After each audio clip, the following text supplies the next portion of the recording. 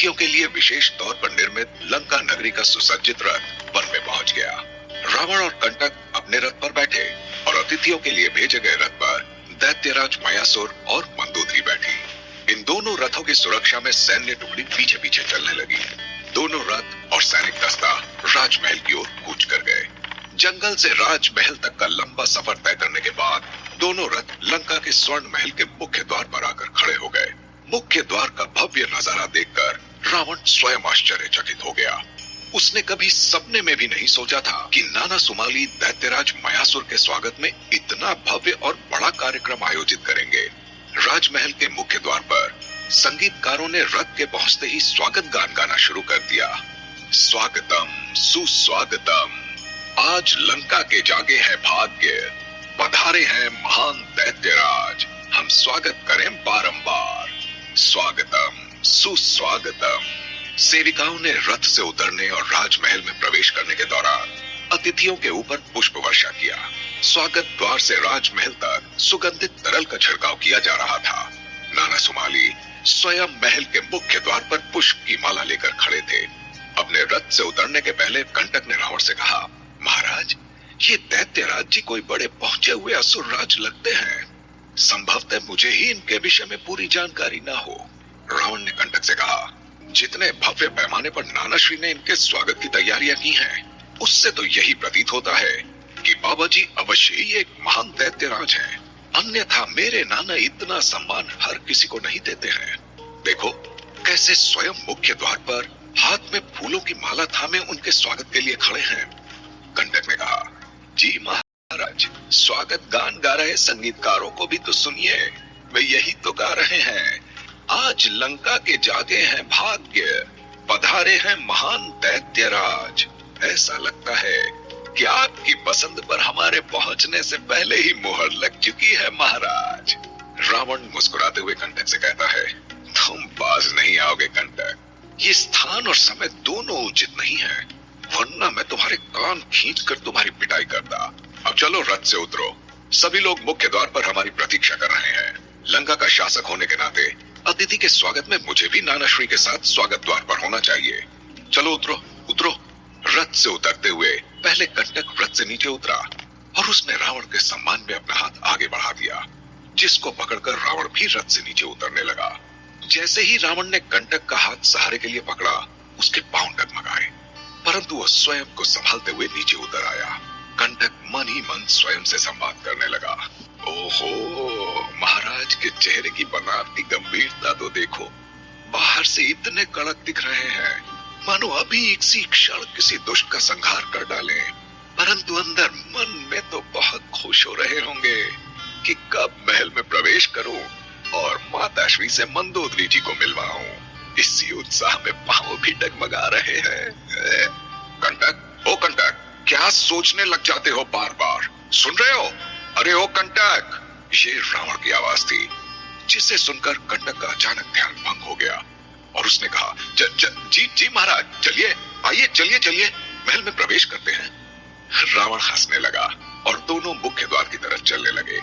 मंदोदरी और दैत्यराज मयासुर पहले ही रथ से नीचे उतर चुके थे। महल के मुख्य द्वार पर स्वागत कार्यक्रम की अगुवाई नाना सुमाली कर रहे थे। उनके हाथ में विशेष अतिथि के लिए विशेष तौर पर बनवाई गई फूलों की मोटी माला थी। उन्होंने सर्वप्रथम दैत्यराज मयासुर को माला पहनाकर लंका नगरी में उनका स्वागत किया। मंदोदरी को सूर्पनखा ने फूलों की माला पहनाकर उसका स्वागत किया। अतिथियों के ऊपर पुष्प वर्षा की गई। सुमाली ने कहा, असुरराज मयासुर जी की जय हो। आपके लंका में पधारने से मैं और पूरी लंका नगरी धन्य हो गई है। जब मैं पाताल लोक में था तब आपके विषय में ढेर सारे किस्से सुने हैं। आइए, आपका स्वर्ण महल में स्वागत है। मुख्य द्वार पर भव्य स्वागत के उपरांत सभी अतिथि महल में प्रवेश कर गए। महल के अंदर प्रवेश करते ही रावण ने मंदोदरी से कहा, सबसे पहले हम लोग राजमहल के उद्यान में बनी कुटिया में जाएंगे, जहां माता श्री प्रवास कर रही हैं। मंदोदरी और रावण ने सर्वप्रथम कुटिया में जाकर माता कैकसी के चरण छुए, उन्हें प्रणाम करके आशीर्वाद लिया। कैकसी ने जब मंदोदरी को देखा तो उसकी खुशी का ठिकाना नहीं रहा। उसने रावण से कहा, तुमने जैसा वर्णन किया था पुत्र, मंदोदरी उससे कहीं अधिक रूपवती है। इतनी सुंदर, सुशील और संस्कारी है कि पहली नजर में ही ये सीधे मन में उतर गई। रावण ने अपनी माता कैकसी से कहा, अरे वाह, ये तो न्यायोचित नहीं है माताश्री। ये मंदोदरी आज इसी क्षण इस कुटिया में आकर आपसे मिली है और वो सीधे मन में उतर गई। और दूसरा, यहाँ इतना विशाल काय प्राणी आपके सामने खड़ा है, उसके लिए एक शब्द भी आपने नहीं कहा। कैकसी ने मुस्कुराते हुए कहा, अरे तुम्हारे लिए क्या बोलूं मैं रावण, तुम तो मेरे कलेजे का टुकड़ा हो।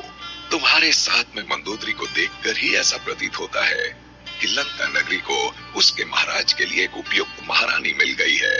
इतना कहने के बाद कैकसी ने अपने संदूक से एक सोने का कंगन निकाला और मंदोदरी के हाथ में पहना दिया। मंदोदरी ने शर्माते हुए कहा, माताश्री, इसकी क्या आवश्यकता थी?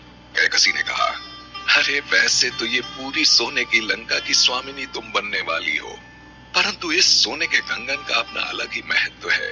ये तुम्हारी मुंह दिखाई और तुम्हारा अधिकार है बेटी, इसे स्वीकार करो। मंदोदरी ने सिर झुकाकर मुंह दिखाई स्वरूप कंगन को स्वीकार किया और दोबारा कैकसी का चरण स्पर्श करके आशीर्वाद लिया। कैकसी ने मंदोदरी से कहा, देखो कैसे ये स्वर्ण महल तुम्हारे शुभ आगमन से दमकने लगा है। जाओ, घूमो चारों तरफ, लंका के स्वर्ण संसार और उसके वैभव का आनंद लो। रावण ने समीप में खड़ी बहन शूर्पणखा से कहा, हाँ जाओ शूर्पणखा, अपनी होने वाली भाभी को जलपान के पश्चात पूरा राजमहल दिखाओ। रावण की बात अभी खत्म भी नहीं हुई थी कि नाना सुमाली दैत्यराज मयासुर के साथ कैकसी की कुटिया में आ पहुंचे। मयासुर और कैकसी ने एक दूसरे का अभिवादन किया और उसके बाद सुमाली ने मयासुर से कहा, चलिए मैं आपको अतिथि गृह तक छोड़ आता हूँ। एक तरफ शूर्पणखा मंदोदरी को महल भ्रमण के लिए लेकर चली गई, तो दूसरी तरफ सुमाली मयासुर को अतिथि गृह लेकर पहुंचे। अतिथि गृह में सभी प्रमुख दरबारियों ने एक बार पुनः हाथ जोड़कर मयासुर का स्वागत किया। अतिथि गृह में जलपान और साथ ही मदिरापान की व्यवस्था की गई थी। सभी प्रमुख दरबारियों संग सुमाली और मयासुर ने भी मदिरा का सेवन करना आरंभ किया। अति प्रसन्न सुमाली ने मयासुर से कहा, मुझे बहुत अच्छा लगा आपको देखकर। जब मैं पाताल लोक में था तब से मैं आपके बारे में सुनता चला आया हूँ। मुझे ये खबर मिला करती थी कि देवगिरी पर्वत पर भी असुरों का राज है। आपने लंका को अपनी पुत्री के भविष्य के घर के रूप में चुनकर बहुत उत्तम कार्य किया है। मैं आपको यकीन दिलाना चाहता हूँ कि लंका की महारानी के रूप में मंदोदरी सदैव खुश रहेगी। मयासुर ने कहा, मैं भी आपसे मिलने के लिए आतुर था दैत्यराज। आपकी चर्चा संपूर्ण असुरों के बीच होती रहती है। मयासुर ने दरबारियों को बताया, दैत्यराज सुमाली का नाम असुरों के बीच बहुत सम्मान से लिया जाता है। आपने लंका की राजगद्दी को पुनः हासिल कर यह साबित कर दिया कि अगर संकल्प शक्ति में साहस भी जोड़ दिया जाए तो खोए हुए सम्मान को पुनः वापस प्राप्त करना इतना भी मुश्किल नहीं है। सुमाली ने कहा, लंका पर विजय हासिल करना मेरे जीवन का एकमात्र लक्ष्य बनकर रह गया था। अगर मैं ये नहीं करता तो शायद इस दुनिया से जाने के बाद मेरी आत्मा को शांति नहीं मिल पाती। हाँ, अब मैं बहुत आराम से रहता हूँ। दैत्यराज सुमाली अपने स्थान पर खड़े होकर दरबारियों को संबोधित करने लगा। मैं सभी सम्मानित दरबारियों को असुरराज मयासुर जी के संक्षिप्त परिचय से अवगत करवाना चाहता हूँ। मैं दानव या मयासुर नाम से विख्यात देवगिरी पर्वत के दैत्यराज मयासुर जी आदरणीय कश्यप और दुन के पुत्र हैं और नमुची के भाई हैं। मंदोदरी सहित इनके 5 पुत्र तथा 3 कन्याएं हैं। ये ज्योतिष तथा वास्तु शास्त्र के आचार्य हैं। इन्होंने दैत्यराज वृषपर्वन के यज्ञ के अवसर पर बिंदु सरोवर के निकट एक विलक्षण सभा गृह का निर्माण कर अपने अद्भुत शिल्प शास्त्र के ज्ञान का परिचय दिया है। मयासुर जी ने एक अमृत कुंड भी बनवाया था, क्योंकि जब भोले शंकर ने त्रिपुरों को भस्म कर असुरों का नाश कर दिया तब मयासुर जी ने अमृत कुंड से सभी को जीवित किया था। हाँ, किंतु भगवान विष्णु ने इनके इस प्रयास को विफल कर दिया। इसके बाद इनके भाई नमुची का वध इंद्र द्वारा किए जाने पर इन्होंने इंद्र को पराजित करने के लिए तपस्या द्वारा अनेक माया विद्याएं प्राप्त कर ली। भयग्रस्त इंद्र ब्राह्मण वेश बनाकर उनके पास गए और छल पूर्वक मैत्री के लिए उन्होंने अनुरोध किया। तथा बाद में असली रूप प्रकट कर दिया। इस पर मयासुर जी क्रोधित तो हुए, परंतु ये इनकी महानता है कि भाई का वध करने वाले इंद्र को अभयदान देकर उन्हें माया विद्याओं की शिक्षा दी। इतने महान होने के बावजूद मयासुर जी सादगी पूर्ण जीवन व्यतीत करने में यकीन रखते हैं। सभी दरबारीगण मयासुर की महिमा गान सुनकर आश्चर्यचकित रह गए। उन्हें उस बात पर विश्वास नहीं हो रहा था कि इतना विलक्षण, ज्ञानी और पराक्रमी दैत्यराज अर्जुन के साथ इस अतिथि गृह में मदिरा पान कर रहा है। उधर भैया रावण का आदेश पाकर शूर्पणखा मंदोदरी को स्वर्ण महल के भ्रमण पर ले गई। सबसे पहले उसने मंदोदरी को अपना शयन कक्ष दिखाया, उसके बाद क्रीड़ा स्थल जहां बैठकर वो सखियों के संग भांति भांति के खेल खेला करती है, उसके बाद राज दरबार, कैद खाना, शस्त्रागार, भोजनालय, संगीतालय, स्नानगार, फव्वारा, उद्यान, अशोक वाटिका और तीरंदाजी केंद्र, एक के बाद एक महल के अलग अलग हिस्सों में भ्रमण करने के बाद मंदोदरी थक गई थी। उसने शूर्पणखा से कहीं बैठने का आग्रह किया, परंतु अति उत्साहित शूर्पणखा ने उससे कहा, अभी आप इतनी जल्दी कैसे थक गई? चलिए ना, अभी तो मछली घर और गर्म पानी का जलकुंड देखना बाकी है। हाफते हुए मंदोदरी ने कहा, चलो यही मछली घर पर छोटे जलाशय के पास बैठकर रंगीन मछलियों को देखते हैं। इतना कहकर मंदोदरी ने अपने माथे के पसीने को पोंछा और मछलियों की आवाजाही को देखने का आनंद लेने लगी। उसने शूर्पणखा से कहा, सच में ये तुम्हारा स्वर्ण महल बहुत आकर्षक, मनमोहक और भव्य है।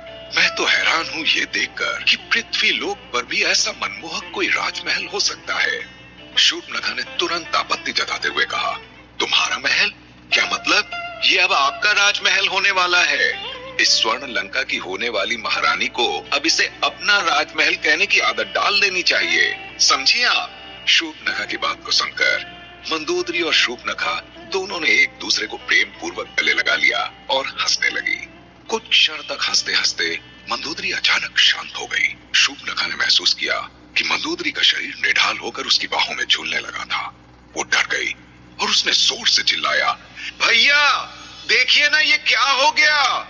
शूर्पणखा की आवाज को सुनकर सबसे पहले सेविकाएं भागती हुई जलकुंड के पास पहुंची। मंदोदरी को समीप ही घास पर सुलाया गया। खबर मिलते ही रावण, कंटक, विभीषण, मलय, ग्रीवा, नाना सुमाली और मयासुर सभी जलकुंड के पास इकट्ठे हो गए। रावण ने ध्यानपूर्वक देखा और बोला, लगता है मंदोदरी बेहोश हो गई हैं। उनकी सांसें चल रही हैं। कोई भाग कर जाओ और राजवैद्य जी को बुला कर ले आओ। रावण की बात अभी खत्म भी नहीं हुई थी कि कुछ सैनिक और सेवक भागकर राजवैद्य जी को बुलाने के लिए भागे। कुछ ही क्षणों में राजवैद्य जी वहां पहुंच गए। उन्होंने मंदोदरी की नाड़ी की जांच की और बिना कुछ बोले खड़े हो गए। रावण ने पूछा, क्या हुआ राजवैद्य जी? ये मंदोदरी अचानक बेहोश कैसे हो गई? कोई चिंता की बात तो नहीं है ना? राजवैद्य जी ने इधर उधर देखा और फिर रावण को एक किनारे आने के लिए कहा। वे रावण को थोड़ी दूरी पर ले गए और धीरे से कहा, लंकेश, ये वही कन्या है ना आपके संग विवाह के लिए जिसका प्रस्ताव आया है? रावण ने कहा, जी राजवैद्य जी, कोई परेशानी है क्या? राजवैद्य जी ने चिंतित मुद्रा में कहा, ये कन्या रक्तचाप के घटने से बेहोश हो गई है।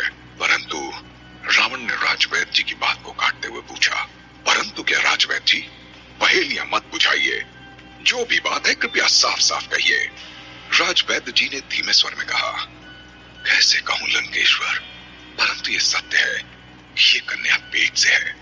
इसको अविलंब महल के चिकित्सालय में भिजवाने की व्यवस्था करवानी होगी। क्या मंदोदरी गर्भवती है? रावण इतना ही कह पाया। उसके पैरों के नीचे से मानो जमीन खिसक गई।